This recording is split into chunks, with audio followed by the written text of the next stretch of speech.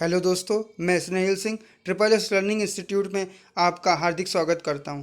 जैसा कि आज मैं हिंदी का एक दूसरा टॉपिक संज्ञा लेकर आपके सामने हाजिर हुआ हूं। पढ़ाने से पहले अगर आपने अभी तक हमारे चैनल को लाइक शेयर और सब्सक्राइब नहीं किया है तो इसे लाइक शेयर और सब्सक्राइब ज़रूर करें और बेल आइकन पर क्लिक करें, जिससे आपको आने वाली वीडियो की नोटिफिकेशन ज़रूर मिल जाए।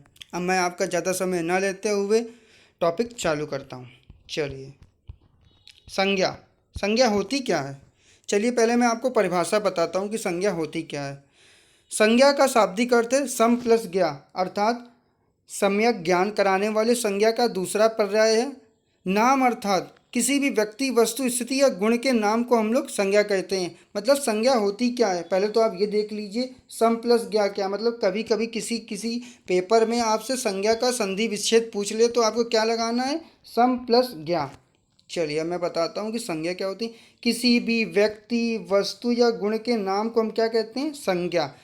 अब क्या होता है, जैसे किसी का नाम, जैसे राम, सीता, आगरा, कानपुर, ये सब किसके अंदर आते हैं, संज्ञा। अब संज्ञा के कितने भेद होते हैं, चलिए मैं आपको ये बताता हूँ।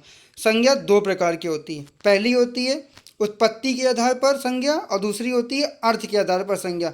क्योंकि किसी किसी पेपर में आपसे ये पूछ लेता है कि उत्पत्ति के आधार पर संज्ञा कितने प्रकार की होती है, तो आपको क्या बताना है, उत्पत्ति के आधार पर संज्ञा कितने प्रकार की होती है, 3 प्रकार की। और आपसे कभी कभी पूछ ले कि अर्थ के आधार पर संज्ञा कितने प्रकार की होती है, तो आपको बताना है अर्थ के आधार पर संज्ञा 5 प्रकार की होती है। चलिए मैं आपको यहाँ पे थोड़ा बता देता हूँ ऋण यौगिक और योग ऋण के बारे में, और इसका जब चैप्टर पढ़ाऊँगा तब आपको पूरा डिटेल में समझाऊँगा। देखिए ऋण क्या होता है।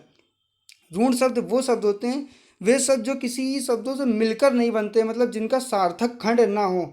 जैसे हम लोग लिखें पशु, जैसे हम लोग क्या लिखें, पशु, तो इनका जब आप सार्थक खंड करेंगे तो इनका कोई भी मीनिंग नहीं निकलेगा। तो जिन शब्दों के सार्थक खंड ना हो सकें उन्हें हम लोग कौन सा शब्द कहते हैं, ऋण शब्द। अब चलिए मैं आपको यौगिक भी बता देता हूँ। यौगिक क्या होते हैं, वे शब्द जो दो या दो अधिक शब्दों से मिलकर बनते हैं। जैसे रेल प्लस गाड़ी, रेल प्लस गाड़ी क्या हो जाएगा आपका, रेलगाड़ी। क्या हो जाएगा, रेलगाड़ी। तो ये कौन से शब्द हुए, यौगिक। और योग ऋण शब्द क्या होते हैं, योग ऋण शब्द वो होते हैं बहुव्रीहि समास के अंतर्गत जो भी शब्द आते हैं वो योग ऋण शब्द होते हैं। जैसे चार हैं आनंद जिसके, तो क्या हुआ, चतुरानन। और लंबा है उदर जिनका, मतलब जो बहुव्रीहि समास के अंतर्गत आते हैं वो योग ऋण शब्द के अंतर्गत आते हैं। और इसकी डिटेलिंग मैं आपको इसके चैप्टर में पूरे अच्छे से बताऊंगा। चलिए अब मैं आपको आगे बताता हूँ। अर्थ के आधार पर संज्ञा कितने प्रकार की होती है। कभी कभी आपसे पेपरों में पूछ भी लिया जाता है कि अर्थ के आधार पर संज्ञा कितने प्रकार की हो, तो आपको क्या लगाना है, अर्थ के आधार पर संज्ञा 5 प्रकार की होती है। और इनके कौन कौन से भेद होते हैं, चलिए मैं आपको ये बताता हूँ। पहला होता है व्यक्तिवाचक संज्ञा। व्यक्तिवाचक संज्ञा क्या होता है, किसी व्यक्ति, वस्तु या स्थान के नाम को व्यक्तिवाचक संज्ञा कहते हैं। मतलब किसी का भी नाम हो, सीता, प्रियंका, संतोष, दिल्ली, आगरा, किसी का भी नाम किसके अंतर्गत आएगा, ये सब आएगा आपका। जैसे राम है, ये आपका आएगा व्यक्तिवाचक संज्ञा के अंतर्गत।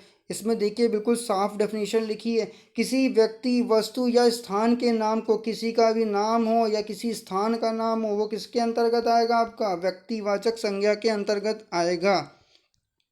चलिए अब मैं इसका दूसरा पार्ट जातिवाचक आपको बताता हूँ क्या होता है।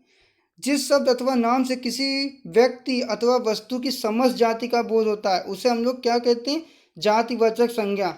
अब जातिवाचक संज्ञा क्या होती है, मतलब जैसे मनुष्य है, पर्वत हुआ, किसी की भी जाति का आपसे बोध करा रहा है तो वो आपको क्या हुआ, वो आपका जातिवाचक संज्ञा के अंतर्गत आया। किसके, जातिवाचक संज्ञा। जैसे लड़की, ये एक जात बता रही है कि लड़की, फल, पर्वत। और जैसे कभी कभी पूछ लेता है नदी क्या है, तो यहाँ नदी होता है जातिवाचक संज्ञा, नदी जातिवाचक होगी। मगर अगर किसी एक, जैसे गंगा लिख दिया तो ये गंगा जातिवाचक नहीं होगी, ये व्यक्तिवाचक होगी, क्योंकि ये नाम बताया है किसी नदी का कि ये गंगा है। और जाति वो होगी, जैसे आपका बताया नदी, नदी होगी आपकी जातिवाचक संज्ञा।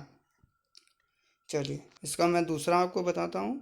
द्रव्यवाचक संज्ञा क्या होती है, मटेरियल नाउन, जिसे आपने इंग्लिश में सुना होगा मटेरियल नाउन। द्रव्यवाचक संज्ञा क्या होती है, जिस शब्द से नाप तौल वाली वस्तु का बोध हो उसे हम लोग क्या कहते हैं, द्रव्यवाचक संज्ञा कहते हैं। जैसे कौन कौन से, कोयला, दूध, तेल, पानी, दही, मतलब जिससे भी हम नाप तौल की चीज़ें बता पाएँ वो कौन सी संज्ञा होगी, द्रव्यवाचक संज्ञा। जैसे दूध, 2 लीटर दूध, तो इसमें क्या होगा, आप इसकी नाप तौल बता सकते हो। तेल, 2 लीटर तेल दे दो, तो वो भी आप बता सकते हो। दही, 1 किलो दही दे दो, वो भी आप बता सकते हो। चलिए अब मैं आपको बताता हूँ समूहवाचक संज्ञा। समूहवाचक संज्ञा क्या होती है, जिस शब्द से किसी वस्तु अथवा व्यक्ति के समूह का बोध हो। देखिए वो तो आपको पढ़ने में ही पता चल रहा है डेफिनेशन में कि इसमें क्या होते हैं, किसी भी समूह का बोध कराया। जैसे सभा, जहाँ बहुत सारे लोग होते हैं। आयोग, जहाँ बहुत सारे लोग होते हैं। भीड़, जहाँ पे समूह का बोध होता है, वो क्या होता है, समूहवाचक संज्ञा। भीड़, कक्षा, जहाँ बहुत सारे लोग इकट्ठा हो, वहाँ पे किस संज्ञा का बोध होगा, आपका समूहवाचक संज्ञा का। चलिए एक दूसरी संज्ञा क्या है, भाववाचक संज्ञा।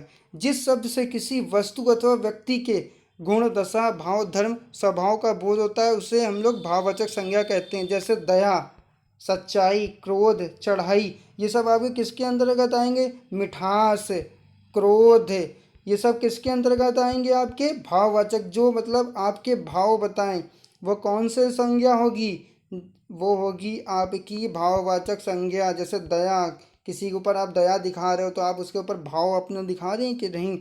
क्रोध, क्रोध, तो ये आपका क्या, आपके भाव बता रहा है, आपके शरीर के भाव बता रहा है। तो ये कौन सी संज्ञा हुई, ये भाववाचक संज्ञा हुई। अब देखिए भाववाचक संज्ञा पहचानने में बहुत लोगों को दिक्कत आती है। देखिए कैसे पहचान सकते हैं आप भाववाचक संज्ञा।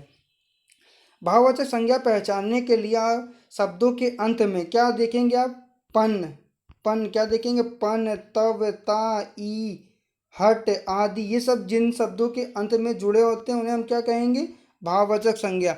अब जैसे आपसे पूछ ले, जैसे लिखा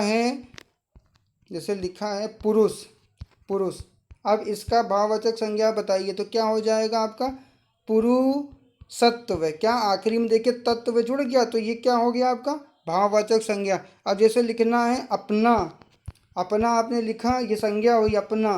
ठीक, अब इसे आप भाववाचक संज्ञा में क्या लिख लेंगे, अपनत्व। क्या लिख लेंगे, अपनत्व। क्या लिखेंगे आप, देखिए इसमें भी तव आया, तो ये किस क्या हुआ, ये आपका भाववाचक संज्ञा हुआ। अब जैसे सुंदर, विशेषण से आप भाववाचक कैसे बनाएंगे, सुंदर से सुंदरता, सुंदरता। देखिए फिर ता आया, जिस शब्द के अंत में ता, ता, इमा, ई, हट आए, ये सब क्या होते हैं, ये आपके भाववाचक संज्ञा होते हैं। जैसे आपका लाल, ये क्या हुआ, आपका लाल विशेषण हुआ। अब इसको आप क्या बनाओगे, लालिमा, इमा, देखिए लालिमा, क्या आया आपका, इमा आया, ये देखिए इमा, ये आपका क्या कौन सी संज्ञा हुई, भाववाचक संज्ञा हुई। अब जैसे आपने लिखा गुरु, गुरु, ये कौन सा, ये भी आपका एक संज्ञा है। अब इसे आपको भाववाचक में बनाना है, तो क्या हुआ, गुरुत्व है, क्या हुआ, गुरुत्व। जैसा कि मैंने आपको पूरा ये चैप्टर समझाया, आपको अच्छे से समझ में भी आया होगा। अगर आपको संज्ञा चैप्टर अच्छा लगा हो तो इसे लाइक, शेयर और सब्सक्राइब ज़रूर करें और बेल आइकन पर क्लिक करें। और मैं आपको इसकी प्रैक्टिस भी करवाऊंगा संज्ञा की, जिससे आपको किसी भी टेस्ट में संज्ञा से कोई भी क्वेश्चन आए, आपको कहीं भी संज्ञा की कोई भी दिक्कत नहीं होगी। अगर चैनल अच्छा लगे तो इसे लाइक, शेयर और सब्सक्राइब ज़रूर करें। चलिए मिलते हैं अगली वीडियो में।